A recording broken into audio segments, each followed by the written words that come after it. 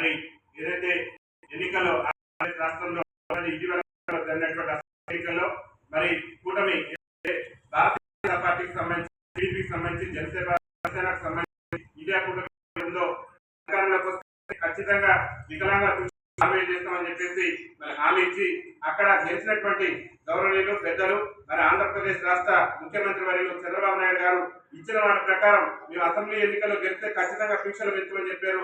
అక్కడ అట్టడుగున్నటువంటి వికలాంగుల సామాజిక వర్గానికి ఇచ్చిన మాట ప్రకారం గౌరవ చంద్రబాబు నాయుడు గారు మరి వికలాంగుల పింఛన్ పెంచినటువంటి నేపథ్యంలో భారత వికలాంగుల పరిరక్షణ సమితి రాష్ట్ర కమిటీ పక్షాన వారికి మేము పాలాభిషేకం కార్యక్రమాన్ని నిర్వహించడం జరిగింది. ముఖ్యంగా చంద్రబాబు నాయుడు గారికి వికలాంగుల సమాజం ఎప్పుడు కూడా రుణపడి ఉంటుంది.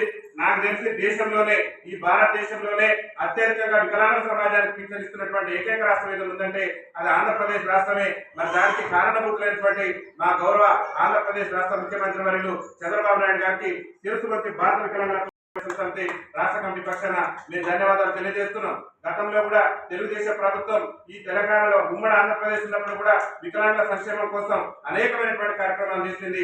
అదే సంక్షేమ కార్యక్రమాలతోని చంద్రబాబు నాయుడు గారు కూడా ఆంధ్రప్రదేశ్ రాష్ట్రంలో వికలాంగులను అభివృద్ధి పదంలో నడిపించేందుకు ప్రయత్నం చేయడం అనేది చాలా శుభ పరిణామం అని చెప్పేసి కూడా మేము భావిస్తూ చంద్రబాబు నాయుడు గారికి వికలాంగుల సమాజం ఎప్పుడు కూడా ఆంధ్రప్రదేశ్ లో అండగా ఉంటుందని చెప్పేసి తెలియజేస్తూ గత 5 ఏళ్లలో కూడా అక్కడ పరిపాలించినటువంటి జగన్మోహన్ రెడ్డి గారు పూర్తిగా వికలాంగుల సమాజాన్ని విస్మరించి ఎంక్వైరీల పేరుతో వికలాంగులకు వస్తున్నటువంటి పింఛన్లు కూడా ఏర్వేసి లక్షలాది మంది వికలాంగుల పింఛన్లు పోదగినటువంటి చరిత్ర జగన్మోహన్ రెడ్డి ఉంటే మరి పేదల పక్షపాతిగా వికలాంగుల ఆత్మ బంధువుగా వికలాంగుల ఆశాజ్యోతిగా నారా చంద్రబాబు నాయుడు గారు ఇవాళ వికలాంగుల పింఛన్ను కన్నీ వినియోగ రీతిలో 6,000 చేయడం అనేటటువంటిది చాలా సుపరిణామం. కాబట్టి వారికి రాష్ట్ర కమిటీ పక్షాన ధన్యవాదాలు తెలియజేస్తూ మరి చంద్రబాబు నాయుడు గారికి భవిష్యత్తులో భారత వికలాంగుల హక్కుల పరిరక్షణ సమితి ఎప్పుడు కూడా అండగా నిలబడుతుందని చెప్పేసి కూడా తెలియజేస్తూ వారి పాలాభిషేక కార్యక్రమం ఈ వరంగల్ జిల్లా వర్ధనపేటలో నిర్వహించుకోవడం అనేది చాలా సుపరిణామం అని చెప్పి తెలియజేస్తూనే మరి ఆంధ్రప్రదేశ్ రాష్ట్ర ముఖ్యమంత్రి గారికి తెలంగాణలో పాలాభిషేకం చేయడం ఏందనేది ఇక్కడ ఉన్నటువంటి తెలంగాణ మంత్రులు, తెలంగాణ ముఖ్యమంత్రి గారు,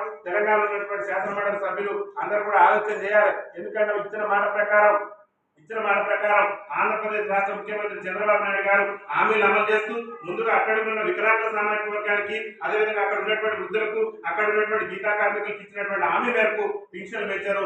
ఏదైతే గెలిచిన నెల నుంచే ఖచ్చితంగా పింఛన్లు ఇస్తున్నారు. ఇచ్చిన మాట ప్రకారం అక్కడ రాష్ట్ర ముఖ్యమంత్రి గారు పింఛన్లు ఇస్తున్నారు. కానీ తెలంగాణ రాష్ట్ర ముఖ్యమంత్రి రేవంత్ రెడ్డి గారు కూడా పిసిసి అధ్యక్షుని హోదాలో ఆ రోజు ఏం చెప్పిందంటే పిసిసి అధ్యక్షుని హోదాలో రేవంత్ రెడ్డి గారు మేము గెలవగానే మరుసటి నెల నుంచే పింఛన్లు డబల్ చేస్తాం, అన్ని పింఛన్లు కూడా డబల్ చేస్తాం అన్నాడు. మరి రేవంత్ రెడ్డి గారు గెలిచి 7 నెలలు అవుతుంది.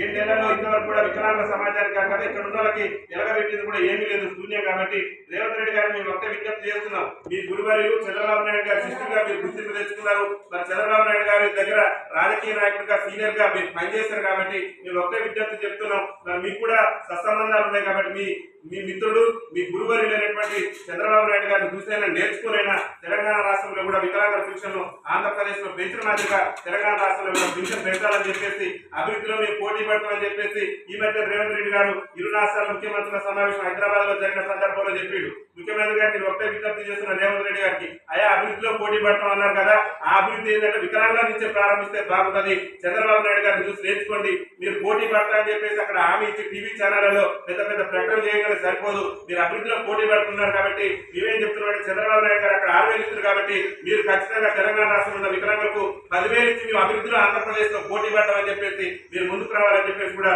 మేము విజ్ఞప్తి చేస్తున్నాం. చంద్రబాబు నాయుడు గారు అక్కడ ఉన్నటువంటి వికలాంగులకు 6,000 ఎవరికి ఇస్తున్నాడంటే పర్సెంటేజ్ 90, 70, 80 వరకు 6,000 ఇస్తున్నాడు. కానీ 100% పర్సెంటేజ్ ఉన్న వికలాంగులకు దేశంలోనే ఎక్కడ లేని విధంగా గౌరవ నారా చంద్రబాబు నాయుడు గారు 15,000 రూపాయల పింఛన్ అందిస్తూ ఆ కుటుంబాలకు భరోసాగా నిలబడుతుంది. కాబట్టి ఒక్కసారి చంద్రబాబు నాయుడు గారికి కోరుతున్నాం. తెలంగాణ ముఖ్యమంత్రి గారు కూడా ఆంధ్రప్రదేశ్ రాష్ట్రంలో మరి 40 నుంచి 90% ఉన్న వికలాంగులకు ఏ విధంగా అయితే 6,000 రూపాయలు పింఛన్ ఇస్తున్నాడో ఆ విధంగా 6,000 రూపాయలు ఇవ్వాలి. 100% ఉన్న వికలాంగులకు ఆంధ్రప్రదేశ్ ఇస్తున్న మాదిరిగానే 15,000 రూపాయలు పింఛన్ ఇవ్వాలని చెప్పేసి భారత వికలాంగుల హక్కుల పరిరక్షణ సమితి రాష్ట్ర కమిటీ పక్షాన్ని మేము విజ్ఞప్తి చేస్తూ చంద్రబాబు నాయుడు గారిని చూసి ఇక్కడ ఉన్నటువంటి మంత్రులు, ఇక్కడ ఉన్నటువంటి ముఖ్యమంత్రి, ఇక్కడ ఉన్నటువంటి కాంగ్రెస్ పార్టీ నాయకులు నేర్చుకోవాలని చెప్పేసి కూడా భారత వికలాంగుల హక్కుల పరిరక్షణ సమితి రాష్ట్ర కమిటీ పక్షాన మేము విజ్ఞప్తి చేస్తూ భవిష్యత్తు ఆంధ్రప్రదేశ్ లో ఏది జరిగినా తెలుగుదేశం పార్టీకి చంద్రబాబు నాయుడు గారికి సమితి అండగా ఉంటుందని చెప్పేసి సందర్భంగా తెలియజేస్తూ నారా చంద్రబాబు నాయుడు గారి నాయకత్వం, నారా చంద్రబాబు నాయుడు గారి నాయకత్వం, నారా చంద్రబాబు నాయుడు గారి నాయకత్వం.